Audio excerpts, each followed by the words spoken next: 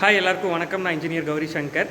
Fly ash பிரிக்கில் வீடு கட்டினா வீடு ஹீட்டாக இருக்குமா அப்படிங்கிற ஒரு கேள்வி லாஸ்ட் 3 இயர்ஸாக நம்ம பர்டிகுலராக மேனுஃபேக்சரிங்கில் இருக்கிறதுனால எங்கே எக்ஸ்போ போட்டாலுமே சரி, இல்லை யார் நம்மளை பார்த்தாலுமே சரி, நம்மளை வந்து ரெகுலராக இந்த கேள்வி கேட்டுகிட்டே இருக்காங்க. காரணம், இன்றைக்கி செங்கலுக்கு மாற்றான ஒரு ரீப்ளேஸ்மெண்ட்டாக வர்றது வந்து ஃப்ளை ஆஷ் பிரிக் தான். நீங்கள் ஏஎஸ்சி பிளாக் போனாலும் சரி, சாலிட் பிளாக் போனாலும் சரி, ஒவ்வொன்றுக்குமே வந்து அட்வான்டேஜ் இருக்கிற அளவுக்கு டிஸ்அட்வான்டேஜும் இருக்குது. பட் செங்கலோட பர்ஃபெக்ட் ரீப்ளேஸ்மெண்ட் அப்படின்னு பார்த்தீங்கன்னா ஃப்ளை ஆஷ் பிரிக் மட்டும்தான். பட் அதில் மக்களுக்கு இருக்கிற ஒரு பெரிய குழப்பம் பார்த்தீங்கன்னா, ஃப்ளை ஆஷ் பிரிக்கில் வீடு கட்டினா ஹீட் வருமாமா அப்படிங்கிறது தான். அதை வந்து நான் பல தடவை வந்து சொல்லியிருக்கேன். இன்கேஸ் நீங்கள் யூஸ் பண்ணுற ஃப்ளை ஆஷ் பிரிக்கோட வெயிட் ஜாஸ்தியாக இருக்கும் பட்சத்தில் ஹீட் வந்து கண்டிப்பாக வரும். பட் அதுவே அந்த ஃப்ளை ஆஷ் பிரிக்கோட வெயிட் வந்து உங்களுக்கு செங்கலோட வெயிட் தான் இருக்குது அப்படின்னா கண்டிப்பாக செங்கலை விட கம்மியாக தான் வந்து ஹீட் வந்து ட்ரான்ஸ்ஃபரே ஆகும். இதை வந்து நாம் ஒரு ப்ராக்டிக்கலாக எக்ஸ்பெரிமெண்ட்டே வந்து லேபில் பண்ணி பார்த்துருக்கோம். அதுதான் வந்து நான் இன்றைக்கி உங்களுக்கு காமிக்க போகிறேன். ஃப்ளை ஆஷ் பிரிக்கோட வெப்ப ஊடுருவும் தன்மை எப்படி இருக்குது அப்படிங்கிறது இன்றைக்கி பார்க்க போகிறோம். ஸோ அதை ஒரு ஒயர் கட் பிரிக்கோடையும் வந்து நம்ம கம்பேர் பண்ணி பார்க்க போகிறோம். ரெண்டையுமே வந்து நம்ம ஹீட் பண்ண பார்க்க போகிறோம். இனிஷியலாக அதோட டெம்பரேச்சர் எடுத்து பார்க்கும்போது ஏறக்குறைய ஒன்றா தான் இருக்குது. ஸோ இந்த மாதிரி ஒரு ஹாட் பிளேட்டில் நியர்லி ஒரு 150 டிகிரிக்கு மேலே வந்து அதை நம்ம கண்டினியூஸாக ஹீட் பண்ணி டெம்பரேச்சர் மெயின்டைன் பண்ணியிருக்கோம். ஸோ நம்ம ஐடியா இப்போ என்னன்னா, இந்த பிரிக்ஸை இந்த ஹாட் பிளேட் மேலே நம்ம வைக்க போகிறோம். அப்போ கீழே இருக்கிற டெம்பரேச்சர் ஒரு சர்ஃபேஸில் ஹீட் ஆக்ட் ஆகி அது இன்னொரு பக்கம் அதை கடத்தும் போது ஒரே பர்டிகுலர் டைமில் 2 பிரிக்ஸும் எப்படி நம்மளுக்கு ரியாக்ட் பண்ண போகுது அப்படிங்கிறத தான் நம்ம பார்க்க போகிறோம். ஃபர்ஸ்ட் 20 மினிட்ஸ் கழித்து நம்ம ரீடிங் செக் பண்ணி பார்க்கும்போது ஃப்ளை ஆஷ் பிரிக்கும் க்ளே பிரிக், அதாவது அந்த ஒயர் கட் பிரிக்கும் வந்து கிட்டத்தட்ட ஒரே ரீடிங் தான் வந்து காமிச்சிது. அரவுண்ட் ஒரு 40 டிகிரிக்கு தான் வந்து ரெண்டுமே வந்து ஒரே டைமில் நம்ம ஹீட் பண்ணியிருக்கோம்.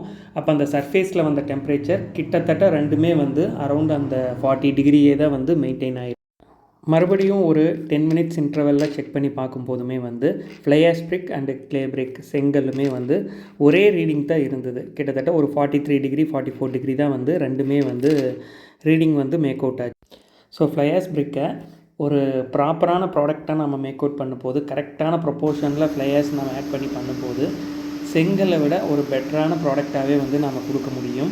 இப்போ ஃப்ளை ஆஷ் பிரிக்கில் கட்டினா ஹீட் வருதுன்னு யூஸ் பண்ணவங்க சொல்கிறாங்களே அப்படிங்கிறது தான் அடுத்து நாம் பார்க்க போகிறோம். இப்போது நம்ம ஃப்ளை ஆஷ் பிரிக்கையுமே வந்து நம்ம கம்பேர் பண்ணி பார்க்க போகிறோம். இப்போ நமக்கு அந்த ஹீட் ட்ரான்ஸ்ஃபரில் கம்பெனி வைஸ் இல்லை வந்து ப்ராடக்டோட குவாலிட்டியை பொறுத்து வேரியேஷன்ஸ் இருக்கா அப்படிங்கிறத பார்க்க போகிறோம். ஃபர்ஸ்ட் இனிஷியலாக நம்ம வெயிட்லேருந்து ஆரம்பிப்போம். வெயிட்டை நம்ம எடுத்து செக் பண்ணி பார்த்துக்கலாம். நம்மளுக்கு 3.78 kg வருது. பட் இந்த கல்லோட வெயிட் பார்த்திங்கன்னா நம்மளுக்கு 3.250 அந்த ரேஞ்சில் தான் நம்மளுக்கு இருக்குது. இப்போ ஒரு கல்லுக்கே வந்து நம்ம அரவுண்ட் ஒரு 500 to 600 கிராம்ஸ் வெயிட் ஜாஸ்தியாக இருக்கும் பட்சத்தில் ஒரு பில்டிங்க்கு டோட்டலாக எடுக்கும்போது ஒரு 1000 ஸ்கொயர் ஃபீட்டுக்கு எடுத்து பார்த்தீங்க அப்படின்னா கல்லும் வந்து அது ஜாஸ்தியாக பிடிக்கும். ப்ளஸ் நம்மளுக்கு வெயிட்டும் ஜாஸ்தியாக போகையில் நியர்லி ஒரு 9 to 10 tons ஆஃப் வெயிட் வந்து நம்மளுக்கு ஒரு பில்டிங், ஒரு 1000 ஸ்கொயர் ஃபீட் பில்டிங்க்கு சேர்ந்து போகிறதுக்கான வாய்ப்பு இருக்குது. இப்போது நம்ம இந்த 2 ஃப்ளை ஆஷ் பிரிக்கோட இனிஷியல் டெம்பரேச்சர் எடுத்துகிட்டு முன்னாடி நாம் பண்ண ப்ராசஸ் அந்த செங்கலோடு கம்பேர் பண்ணோம். இப்போ இந்த 2 ஃப்ளை ஆஷ் பிரிக்கையுமே வந்து கம்பேர் பண்ணி பார்க்க போகிறோம். என்னோடய கருத்து என்னென்னா, வெயிட் ஜாஸ்தியாக இருந்ததுன்னா டெம்பரேச்சரை வேகமாக கடத்தும், அதிகமாக கடத்தும் அப்படிங்கிறது. அதை தான் வந்து இப்போ செக் பண்ணி பார்க்க போகிறோம். அது வந்து ஜாஸ்தியாக இருக்குது. ஸோ இனிஷியலாக வந்து ரெண்டுமே கிட்டத்தட்ட சேம் டெம்பரேச்சரில் தான் இருக்குது. ஸோ அதே மாதிரி ஒரு 15 மினிட்ஸ் கழித்து நம்ம ரீடிங் செக் பண்ணி பார்க்கும்போது ஸோ வெயிட் அதிகமாக இருந்த கல் வந்து நம்மளுக்கு டெம்பரேச்சர் அதிகமான ரீடிங் காமிச்சிது. ஸோ இப்போ நம்ம கல் 40 டிகிரி தான் காமிச்சிது அப்படின்னா, ஸோ அந்த கல் வெயிட் ஜாஸ்தியாக இருக்கிற கல் வந்து டெம்பரேச்சர் 45 டிகிரிக்கு வரைக்கும் வந்து ரைஸ் ஆகிருக்கு. இது ஒரு 15 மினிட்ஸில். தென் எகெயின் நம்ம வந்து மறுபடியும் ஒரு 15 மினிட்ஸ் கழித்து பார்க்கும்போது வெயிட் ஜாஸ்தியாக இருக்கிற கல்லோட டெம்பரேச்சர் இன்னுமே ரைஸ் ஆகிடுச்சு. 54 டிகிரி கிட்ட போயிடுச்சு. இப்போ நம்ம கல் வந்து அரௌண்ட் ஒரு 47 டிகிரி கிட்ட வந்திருக்கு தெரியும். இப்போ நம்ம பிரிக் வந்து 3.25 3.3 kg வெயிட் இருக்குது. ஸோ இது வந்து அரௌண்ட் ஒரு 3.75 3.8 kg அந்த மாதிரி வெயிட் இருக்குது. என்ன காரணம் அப்படின்னா, இதில் வந்து ஃப்ளை ஆஷ் கண்டென்ட் ரொம்ப கம்மியாக இருக்கும். அதனால தான் வந்து இதோட வெயிட் ரொம்ப ஜாஸ்தியாக இருக்குது. என்னென்னா அதோட யூஸ் பண்ணியிருக்கிற டஸ்ட் மெட்டீரியல் இல்லை ஸ்லட்ஜு வந்து ரொம்ப அதிகமாக யூஸ் பண்ணியிருப்பாங்க. அதனால் வெயிட்டாக இருக்குது. இன்னொரு விஷயம், இந்த கல் வந்து நம்ம கல்லோட சைஸை விடவுமே சைஸ் கம்மி தான். ஸோ அப்படி இருக்கும்போதே இதோட வெயிட் வந்து ஜாஸ்தியாக இருக்குது. வெயிட் ஜாஸ்தி ஆனாவே கல்லோட டென்சிட்டி வந்து அதிகமாயிரும். டென்சிட்டி அதிகமாச்சுன்னாவே வந்து அதோட ஹீட் ட்ரான்ஸ்ஃபர் வந்து ரொம்ப அதிகமாக தான் இருக்கும். ஸோ அதுக்கான பெஸ்ட் எக்ஸாம்பிள் தான் இங்கே நாம் பண்ணிகிட்ருக்கோம். ஸோ இது வந்து இப்போ கிட்டத்தட்ட பார்த்திங்கன்னா நியர்லி ஒரு 20 மினிட்ஸ் வந்து இந்த ஹாட் பிளேட்டில் வந்து நம்ம ப்ளேஸ் பண்ணி ஹீட் பண்ணிகிட்ருக்கோம். ஸோ இந்த ஹாட் பிளேட்டோட டெம்பரேச்சர் பார்த்திங்கன்னா நியர்லி ஒரு 155-172 டிகிரி கிட்ட வந்து போயிருக்கு. இது கண்டினியூஸாக இந்த 20 மினிட்ஸும் இதே டெம்பரேச்சரில் தான் மெயின்டைன் ஆகிட்டுருக்கு. நியர்லி ஒரு 62 டிகிரி கிட்ட இருக்குது. ஸோ நம்ம பிரிக்கில் பார்த்திங்கன்னா 52-53 டிகிரி தான் வந்து இருக்குது.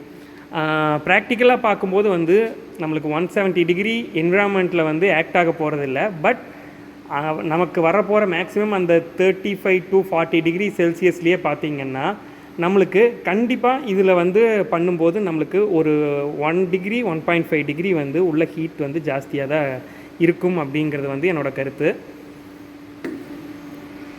குவாலிட்டி வைஸ் பார்த்தோம்னா ஃப்ளை ஆஷ் பிரிக்ஸ் பாஸ்ட் ஒரு 5 இயர்ஸுக்கு முன்னாடி இருந்த குவாலிட்டியில் இன்றைக்கி நிறைய இடங்களில் பெரும்பாலும் கிடைக்கிறதில்ல. அதனாலேயே பார்த்திங்கன்னா மக்கள் யூஸ் பண்ணி பார்த்துட்டு என்ன நினச்சிக்கிறாங்கன்னா ஃப்ளை ஆஷ் பிரிக்கோட தரம் வந்து செங்கலை விட குறைவாக தான் இருக்கும் அப்படிங்கிற ஒரு மனநிலையிலேயே இன்னும் இருக்காங்க. பட் நம்ம குவாலிட்டியாக கல்லை மேக் அவுட் பண்ணோம் அப்படின்னா செங்கலை விட பெஸ்ட் குவாலிட்டியில் நம்மளால் ஃப்ளை ஆஷ் பிரிக்ஸ் கொடுக்க முடியும். ஒயர் கட் பிரிக்கை விடவுமே ஜாஸ்தியாக இருக்குது. அட் த சேம் டைம் நம்மளோட பிரிக்கோட அந்த தெர்மல் கண்டக்டிவிட்டி ஒயர் கட் பிரிக்குக்கும் நம்மளுக்கும் வந்து ஆல்மோஸ்ட் சேமாக தான் இருக்குது. அதாவது கிளே பிரிக்கில் ஒயர் கட் பிரிக்ஸ் வருது இல்லைங்களா? ஸோ அதுவும் நம்ம பிரிக்கும் வந்து ஆல்மோஸ்ட் சேமாக தான் இருக்குது. இன்ஃபேக்ட் சில சமயங்களில் நம்ம பிரிக் வந்து கொஞ்சம் லோவராகவுமே இருக்குது அப்படிங்கிறது பதிவு பண்ணியிருக்கோம். இன்னும் ஃப்ளை ஆஷ் பிரிக்ஸை பற்றி நிறையா விஷயங்கள் பேசுகிறதுக்கு இருக்குது. இன்றைக்கி ஆக்சுவலாக வந்து சாம்பிள் வந்து நான் லேபில் கொடுக்க வந்திருந்தேன். ஸோ அங்கே நான் ஒரு வீடியோ பிளான்ட்டு கிடையாது எடுத்தேன். ஸோ அதுதான் வந்து இன்றைக்கி நான் உங்கள்கிட்ட ஷேர் பண்ணுறேன். இன்னும் நம்ம நிறையா விஷயங்கள் பேசலாம். சைஸ் வைஸ் எடுத்துட்டோம் அப்படின்னாலுமே வந்து இன்றைக்கி ஃப்ளை ஆஷ் பிரிக்ஸ் ஆகட்டும், கிளே பிரிக்ஸ் இல்லை ஒயர் கட் பிரிக்ஸ் ஆகட்டும், எல்லாருமே வந்து நிறையா சைஸில் மேக் அவுட் பண்ணுறாங்க. ஸோ சைஸ் வச்சுட்டும் வந்து நம்ம மார்க்கெட்டில் வந்து ப்ரைஸ் வந்து நிறையா ப்ளேஸ் நடக்குது. ஸோ அந்த கம்பேரிசனும் வந்து நான் உங்களுக்கு ஒரு வீடியோவில் எடுத்து மேக் அவுட் பண்ணி காமிக்கிறேன். ஃபாலோ பண்ணுங்கள். நன்றி, வணக்கம்.